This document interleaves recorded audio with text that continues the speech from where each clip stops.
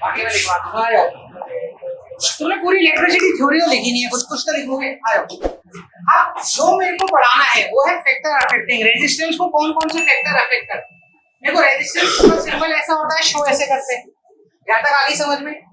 Series parallel तुम निकालना जानते ही हो, और ऐसा यूनिट क्या थी रेजिस्टेंस की, ओम, इतना तुम सबको पता है, यहाँ तक आ गया समझ में। ठीक है, अब रेजिस्टेंस किन किन फैक्टर्स पे डिपेंड करता है वो लिखो। पहला है लेंथ।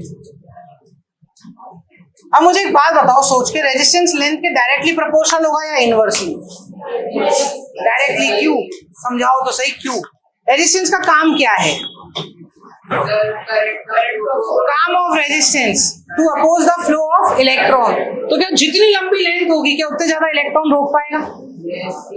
सोच के देखो ना यार, अगर तुम्हें कहे कि तुम्हें बच्चे पकड़ने हैं, बेचारा जितनी लंबी लेंथ होगी उतने ज्यादा बच्चे पकड़ पाओगे।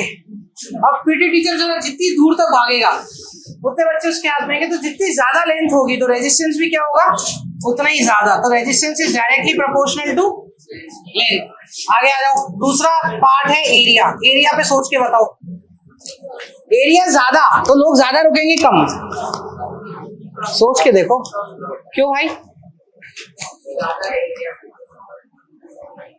अब एक तुझे यहाँ गेट के बाहर खड़ा कर दिया और पहले तेरे साइज का गेट बनाया, तो क्या कोई तेरे को पार कर पाएगा?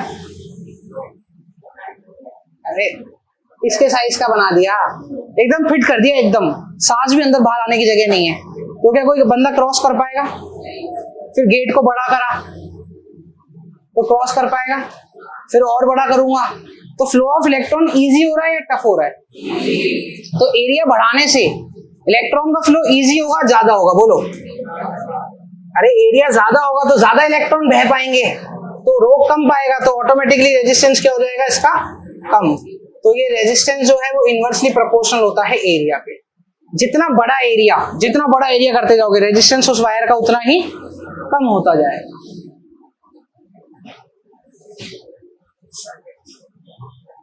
पल्ले पड़ा? अरे एक बंदा छोटा सा एरिया संभाल सकता है, बड़ा एरिया संभाले कैसे संभालेगा? बेचारा वहां पकड़ने जाएगा, यहां से निकल जाएगा इंसान। तो जैसे जैसे एरिया बढ़ेगा वैसे वैसे रेजिस्टेंस कम होगा, रोक कम पाएगा, और जैसे जैसे लेंथ बढ़ेगी तो वो ज्यादा रोकेगा। अब दोनों को कंबाइन करो यार, ठीक है ना? मतलब इस पे क्या ही समझोगे, इस थ्योरी में कुछ भी नहीं है, डायरेक्ट याद ही कर लेना। दोनों को कंबाइन करो, क्या बनेगा? R is directly proportional to L upon A। यहां तक समझ में आता है? अबे दोनों को कंबाइन करने का मतलब दोनों को मल्टीप्लाई कर दिया, तो क्या आया? R is directly proportional to L upon A। आगे बोल, प्रोपोर्शनलिटी का साइन हटा इक्वल्स टू लगा, क्या आएगा बोलो? प्रोपोर्शनलिटी का साइन हटा के इक्वल्स टू लगाया, बोलो कांस्टेंट। तो यहाँ पे कांस्टेंट आएगा जिसको बोला गया रो। क्या बोला गया इसको?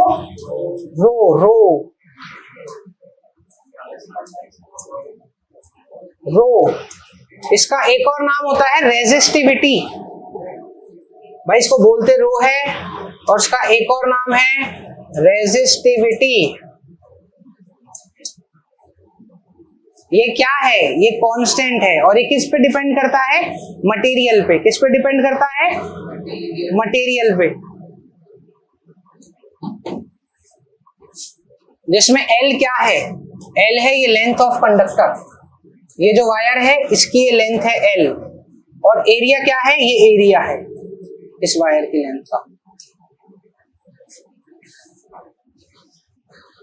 तो R is equals to rho L by A। Rho क्या है? रेजिस्टिविटी है, मटेरियल पे डिपेंड करती है। ठीक है, मटेरियल पे कैसे डिपेंड करती है? देखो पेज नंबर 11 पे आओ, ये टेबल दिख रही होगी तुम लोगों को। देखो कार्बन की रेजिस्टिविटी कितनी दे रखी है, पढ़ो, 1 इंटू 10 की पावर माइनस 8। सिल्वर की देखो, ये सबकी रेजिस्टिविटी अलग अलग है हर मटेरियल की। देखो उसमें सबसे ज्यादा किसका है? इसमें सबसे ज्यादा है टेफ्लॉन का। कितनी रेजिस्टिविटी है? 10 की पावर 25 तक के बीच की। सोचो कितनी ज्यादा रेजिस्टिविटी है, करंट ही फ्लो नहीं करने देगा। इसमें और भी तो होगा, वुड वगैरह भी तो होगा, और है कांच है, डायमंड है, रबर, रबर, अच्छा रबर गुड कंडक्टर होता है, बैड कंडक्टर ऑफ इलेक्ट्रिसिटी होता है। तो देख रबर की रेजिस्टिविटी भी ज्यादा है। कितनी रेजिस्टिविटी है रबर की?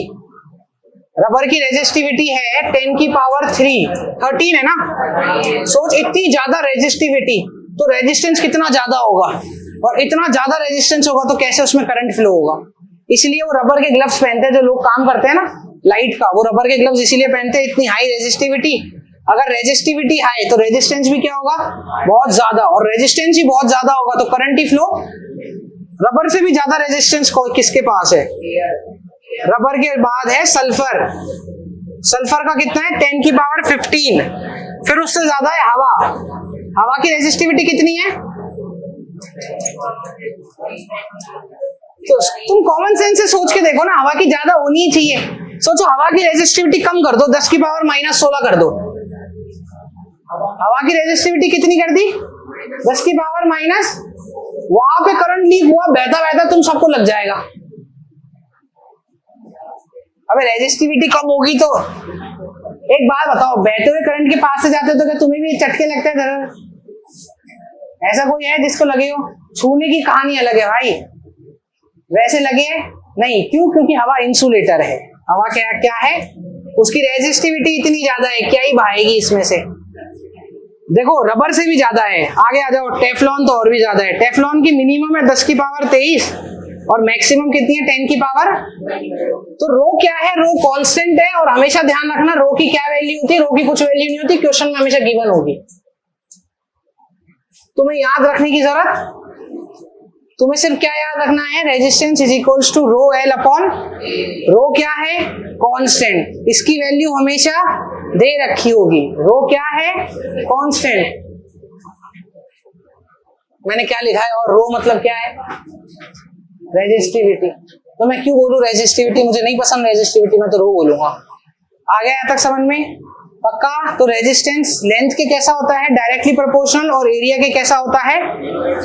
यहाँ तक समझ में आ गया? वो तो तुम्हें अगर फॉर्मूला भी याद रहता है ना, देखो इधर R बराबर रो एल बाई ए, तो भी तुम इधर से पता लगा सकते हो कि resistance is directly proportional to L और resistance is inversely proportional to area. यहाँ तक कितनों को समझ आ गई भाई? बोलो। अच्छा, रेजिस्टेंस की यूनिट क्या होती है? रेजिस्टेंस की यूनिट ओम। रेजिस्टिविटी की यूनिट लिख लो ओम इंटू मीटर। ये माइनस नहीं है भाई, ऐसे कर लो ओम इंटू मीटर, लिख लो इस चीज को। तो जैसे इसकी रेजिस्टिविटी अपन ने रबर की लिखी थी ना, तो इसके पीछे लिखेंगे ओम मीटर। रेजिस्टिविटी की यूनिट होती है ओम मीटर।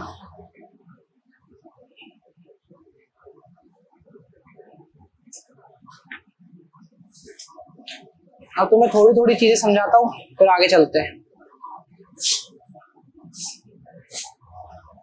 चलो यहां तक आ गया। रेजिस्टेंस का फॉर्मूला क्या है? रेजिस्टेंस का फॉर्मूला है R is equals to rho L upon A. अब बच्चों ध्यान से सुनना, एकदम सो रहे हो तो जग जाओ। एल होती है लेंथ, सबसे टफ चीज। और एक बात ध्यान रखना, लेंथ हमेशा मीटर में लोगे। किसमें लोगे? और ए क्या होता है? एरिया। और एरिया हमेशा मीटर स्क्वायर में लोगे। लिख लो इस चीज को। इसके अलावा कुछ और दिखे तो गलती से भी फॉर्मूले में डालने की जरूरत। हाँ भाई, कितनों को आया? रेजिस्टेंस का एक सिंपल सा फॉर्मूला R बराबर रो एल अपॉन। अरे सीरीज पैरेलल निकाल लोगे पक्का? वो तो अभी मैं और क्वेश्चन कराऊंगा उसके सीरीज पैरेलल के, बस सीरीज पैरेलल निकाल लोगे। आ जाओ बच्चों।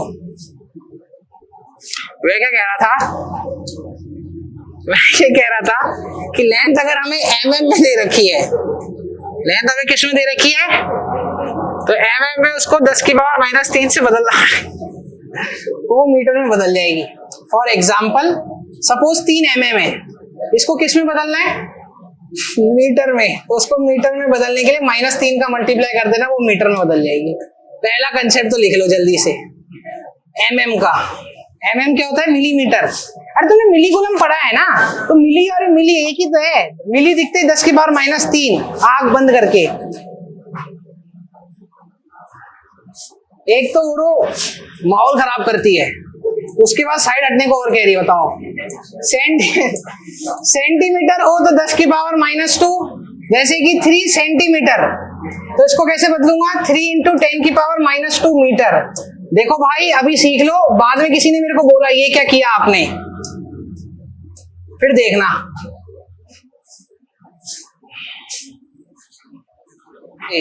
चलो आ जाओ। अब सपोज तुम्हें अगर एरिया दे दिया सेंटीमीटर स्क्वायर में, तब क्या करोगे बताओ, उसको मीटर स्क्वायर में कैसे बदलोगे। सुन रहे हो क्या है सवाल, लेंथ तो बदलना सीख गए हो, अगर एरिया सेंटीमीटर स्क्वायर में दे दोगे तो 1 सेंटीमीटर को कैसे बदलते हैं, -2, तो ये क्या सेंटीमीटर स्क्वायर है, तो -2 कितना हो गया, -4 से मल्टीप्लाई करना पड़ेगा। जैसे कि सपोज एरिया दे दिया 4 सेंटीमीटर स्क्वायर, तो कैसे बदलोगे, 4 इंटू 10⁻⁻4, वो बदल गया मीटर स्क्वायर। आया भाई, कर लोगे पक्का। सीबीएसई तुम्हें जिंदगी में मीटर में नहीं देगी आंसर, वो वैल्यूज कभी नहीं देगी, वो इतनी अच्छी है ही नहीं, वो हमेशा एमएम में, सेंटीमीटर में, सेंटीमीटर स्क्वायर। अच्छा एमएम स्क्वायर हुआ तो -9 नहीं, -6, -3 2 बार तो -6 होता है, लिख लो भाई। Area in MM square, millimetre square कैसे बदलोगे, 10⁻⁻6, तो जैसे 3 mm स्क्वायर हो गया, तो इसको कैसे बदलेंगे, 3 इंटू 10⁻⁻6 मीटर स्क्वायर।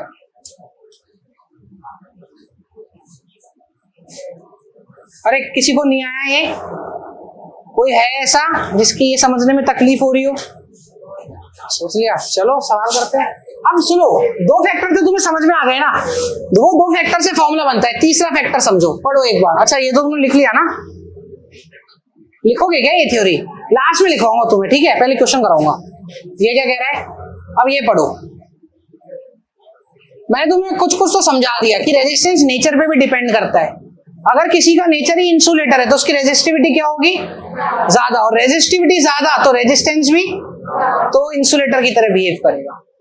तीसरा तो ये मेन है इसका टेम्परेचर, टेम्परेचर लिखो उसमें, मेन टेम्परेचर पे कैसे डिपेंड करता है। सुनो, अगर टेम्परेचर बढ़ा दूंगा, टेम्परेचर कैसे बढ़ाऊंगा, वायर को गर्म कर दिया तो रेजिस्टेंस भी बढ़ जाएगा,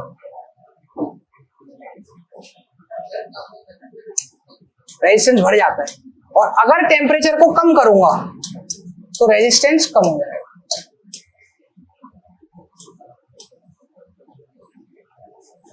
पढ़ लेना 10 जगह, यही लिखा है। अरे टेम्परेचर बढ़ाया तो ज्यादा एनर्जी तो ज्यादा भागेंगे, तो ज्यादा टक्कर होगी, तो ज्यादा रुकेंगे, ज्यादा इलेक्ट्रॉन रुके तो ज्यादा रेजिस्टेंस, इसलिए टेम्परेचर बढ़ाने से रेजिस्टेंस ज्यादा है।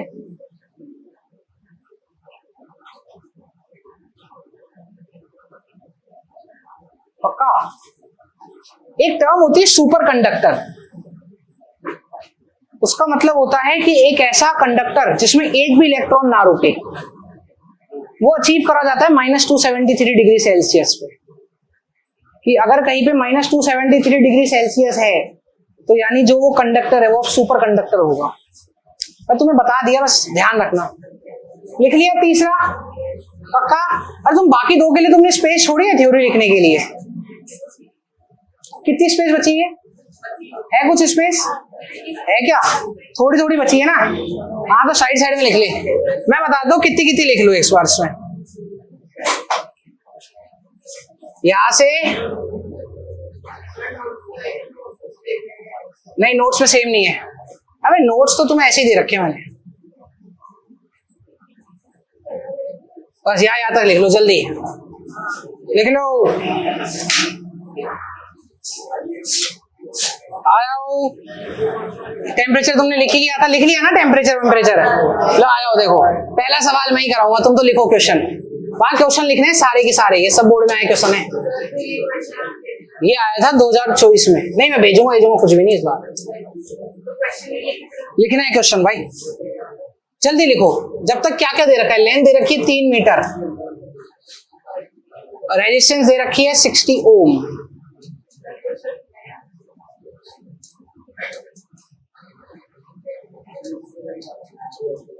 बिल्कुल लिखना है बच्चे। एरिया इतना दे रखा है, रेजिस्टिविटी पूछी है। चलो लिखो, मैं बताता हूँ कैसे करना है, लिखो। ऐसे तो तुम कर लोगे, ट्राई करो। कितना आया?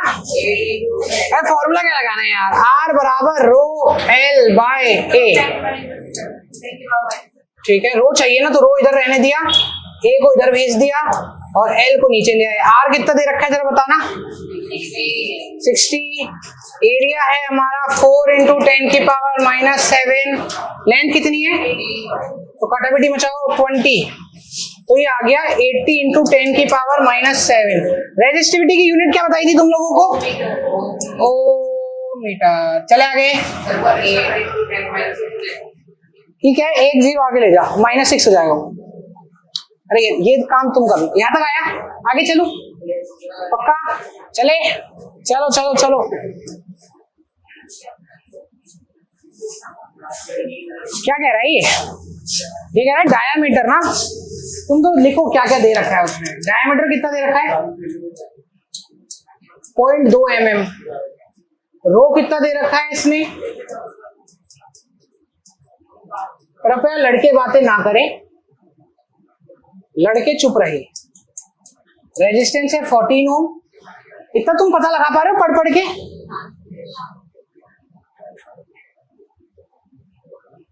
क्या पूछा है? What will be the length? L पूछी। अब डायामीटर दे रखा है, सबसे पहली बात तो डायामीटर को हटा के रेडियस लिखनी पड़ेगी। रेडियस कैसे लिखते हैं? डायामीटर से आता है, तुमको पता है ना, डायमीटर का आधा रेडियस होता है, पक्का ना? तो डायमीटर का आधा कर दो, कितना हो गया रेडियस? अरे आया नहीं आया? पक्का लिखो इसको यहां तक, अभी करेंगे कन्वर्ट भी यार, कन्वर्ट भी कर दो। 0.1 mm है तो mm को कैसे कन्वर्ट करते हैं भाई? और किस में बदल गया? पहले तो यहां तक बताओ किसको आया? पक्का? अब बता रेडियस का क्या काम है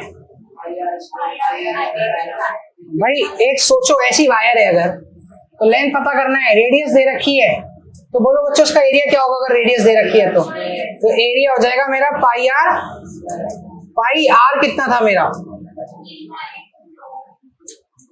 चलो भाई पाई आर स्क्वायर करो। पाई आर कितना है? 0.1 इंटू 10 की पावर -3। दूसरा आर कितना है? 0.1 इंटू 10 की पावर, सॉल्व करो इसको। पाई ये हो गया 0.1, ये हो गया 0.1 इंटू 10 की पावर -6। और कैसे सॉल्व कर सकते हैं इसको बच्चों? आगे बताओ। एरिया क्या होता है बच्चा सिलेंडर वायर का? पाई आर स्क्वायर ही तो होता है।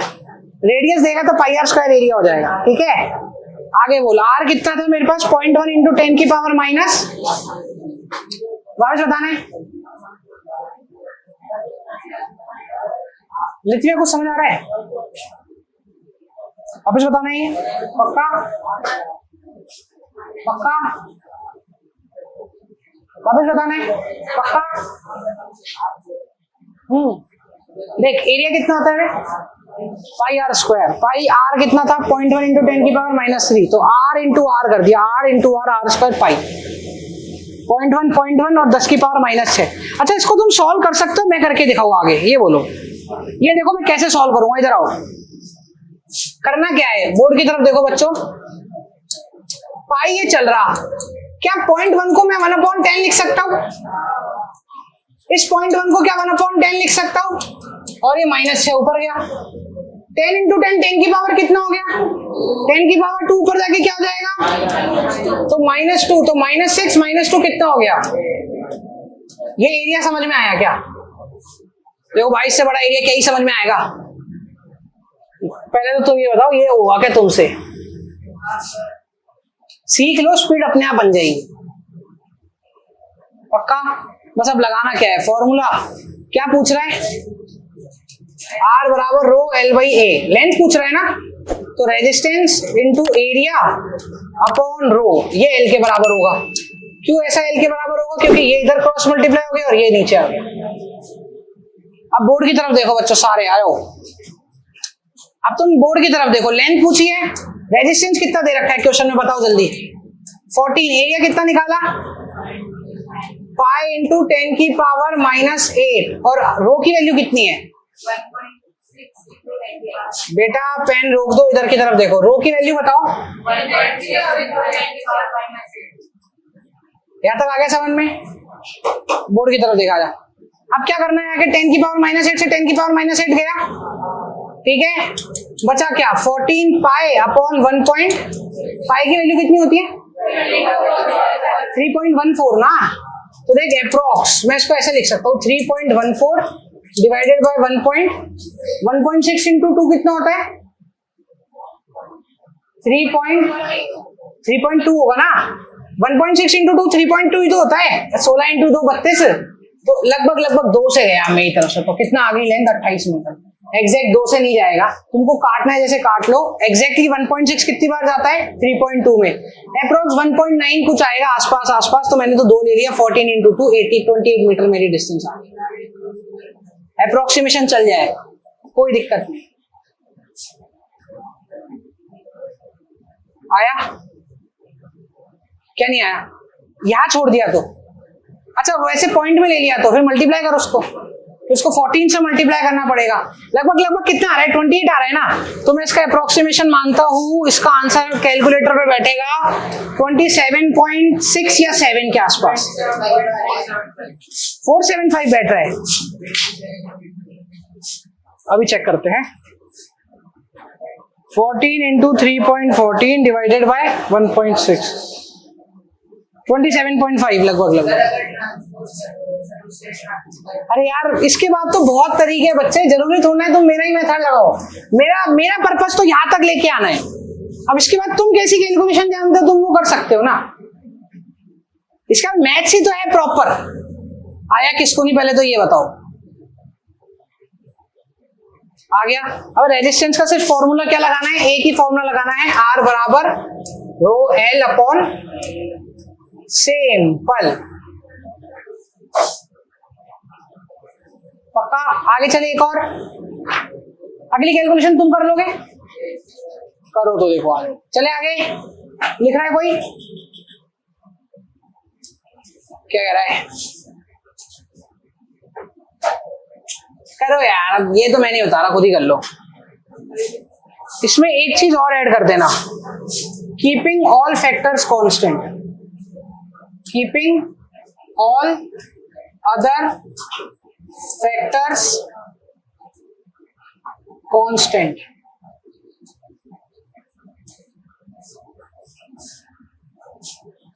अब बताओ, या to oppose the flow of charge, क्या हुआ? रेजिस्टेंस क्या होता है पहले तो तुम ये बताओ, रेजिस्टेंस क्या होता है? Property of conductor to oppose the flow of charge. ऐसा यूनिट बताओ रेजिस्टेंस की। ओम। चलो भाई पहला सवाल हो गया। दूसरा बताओ, list two factor on which resistance of व रेक्टेंगुलर कंडक्टर डिपेंड। पहला लेंथ, हमें रेजिस्टिविटी में कब से डिपेंड करने लग गया? रेजिस्टिविटी तो कांस्टेंट है। Length, area, nature, temperature. कोई भी लिख दे। टेम्परेचर बढ़ाऊंगा तो रेजिस्टेंस बढ़ेगा या कम होगा? टेम्परेचर बढ़ाने से रेजिस्टेंस, टेम्परेचर के कम करने से रेजिस्टेंस। आ जाओ, what how will the resistance of wire be affected if, ठीक है, all the other factor constant है, मतलब एरिया सब कांस्टेंट है। रेजिस्टेंस क्या होता है? रो एल बाई, सब कुछ कांस्टेंट है। तो सब कुछ कांस्टेंट है तो मैं क्या देखूंगा? Resistance is directly proportional to length. तो लेंथ को अगर डबल कर दूंगा तो रेजिस्टेंस भी क्या हो जाएगा? डबल। यहां तक समझ में आ गया? ठीक है, 2 टाइम्स हो जाएगा। अब रेडियस को डबल कर दिया तो बताओ, अरे चलो हटाओ, रेडियस को डबल कर दिया तो पहले क्या था? Rho L by pi R square था। अब रेडियस को डबल करो, चलो तो क्या बच जाएगा? रो एल बाई पाई। 2r का स्क्वायर कितना होता है? अरे रेडियस को डबल कर दिया ना, तो 2r का स्क्वायर कितना हो गया? तो रेजिस्टेंस देख कितने टाइम्स हो गया? r बाय 4 टाइम्स हो गया। तो ये रेजिस्टेंस हो गया 1/4 टाइम्स। थोड़ा समझ में आया? वापस बताना है। देख बेटा, रेडियस को क्या कर दिया ये बता। रेडियस को डबल कर दिया तो जो एरिया पहले पाई आर स्क्वायर था अब वो कितना हो जाएगा? पाई इंटू 2r स्क्वायर, यानी 4 पाई आर स्क्वायर। हाँ ना वो, ये बताओ 4 पाई आर स्क्वायर कैसे आया? अरे पाई इंटू 2r का होल स्क्वायर, क्योंकि रेडियस डबल हो गई तो एरिया डबल हो गया। पहले रेजिस्टेंस क्या था, रो एल बाई ए, अब कितना हो गया, rho L by 4 pi R square. तो ये जो rho L by pi R square था ये तो आर था, तो नया रेजिस्टेंस कितने टाइम्स हो गया, R by 4 times. Initial resistance कितना था, rho L by pi R square ही तो था एरिया। अब नया रेजिस्टेंस कितना आ गया, rho L by 4 pi R square. तो इनिशियल वाले रेजिस्टेंस का बाय 4 हो गया। थोड़ा थोड़ा चमका। हाँ भाई इधर देखो बोर्ड की तरफ, चमका क्या हुआ, पक्का। मैं करा रहा हूं ताकि तुम्हें सिखा पाऊं, ताकि तुम शीट कर पाओ। शीट करना आसान हो जाएगा मेरे सवाल कराने के बाद, बस इतना ही फर्क है। मैं तुम्हें एक थिंकिंग दे दूंगा, ऐसे सोचना है शीटों पे, वरना तुम सोचते ही रहोगे क्या करना है उसमें। आ गया यहाँ तक, पक्का। चलो आगे आ जाओ, आगे और कितने सवाल है, 13 भी तो बहुत है।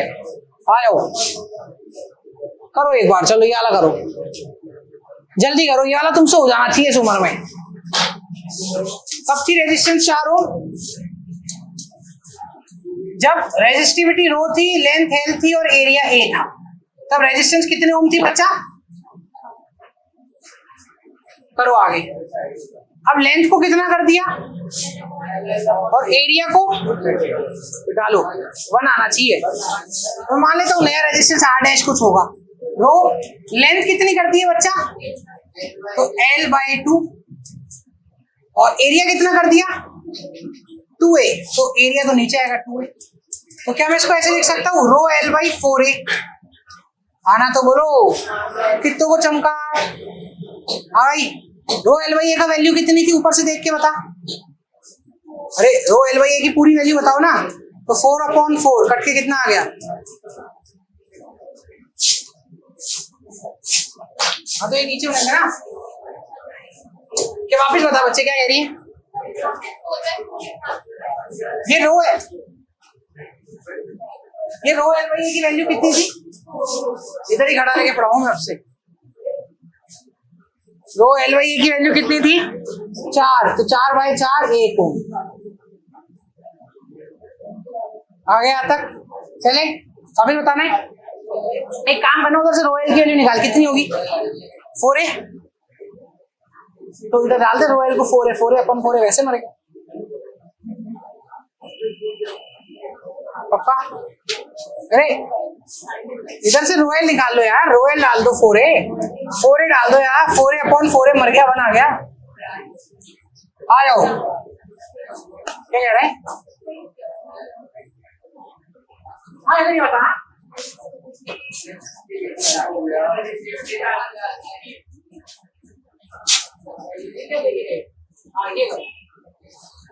करो ये वाला, हाँ कॉपी में करना है, जल्दी करो। आया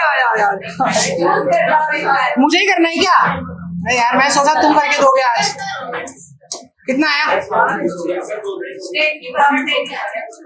ये मेरा रेडियस है, ठीक है। तो अब एरिया कैसे निकालूंगा, पाई आर स्क्वायर, पाई रेडियस है मेरा 0.01 इंटू 10⁻⁻2 और 0.01 इंटू 10⁻⁻2।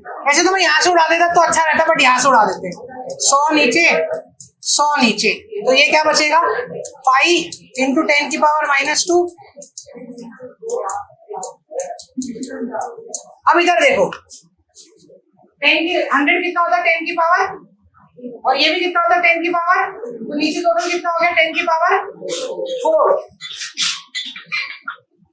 नीचे कितना हो गया 10 की पावर 4, ऊपर था -4, नीचे हो गया 10 की पावर 4। 10 की पावर 4 ऊपर जाके क्या हो जाएगा -4, तो एरिया मेरा इतना आ रहा है।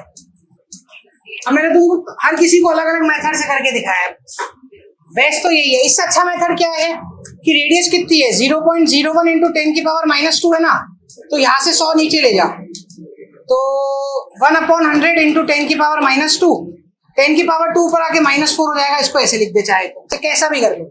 एरिया कितना आ रहा है इन शॉर्ट ये बताओ, एरिया आ गया मेरे पास पाई इंटू 10 की पावर माइनस, पूछा क्या है लेंथ पूछी है, तो लेंथ इधर रखेंगे r into area upon rho. Resistance कितनी है 10, एरिया कितना निकाला था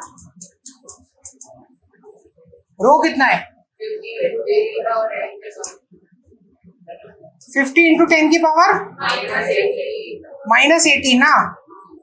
तो उसको सॉल्व करते हैं, ये गया ऊपर कितना बचेगा -18 ऊपर जाके +18 तो 10 की पावर 10 बचेगा। 10 की पावर 10 क्यों बचेगा भाई? क्योंकि -18 ऊपर जाके +18 और +18 -8 तो 10 बचा। अब आगे करो, इसको काटो 5 बार, आंसर आया π/5 इंटू 10 की पावर 10। ये आई लेंथ। पाई कितना होता है? π/5 करना कितना आया था 0.628 ऐसा कुछ आ रहा है। और जब एक जीरो आगे किसका हुआ तो 6.28 इंटू 10 की पावर 9। सही है क्या? यही आया था क्या तेरा?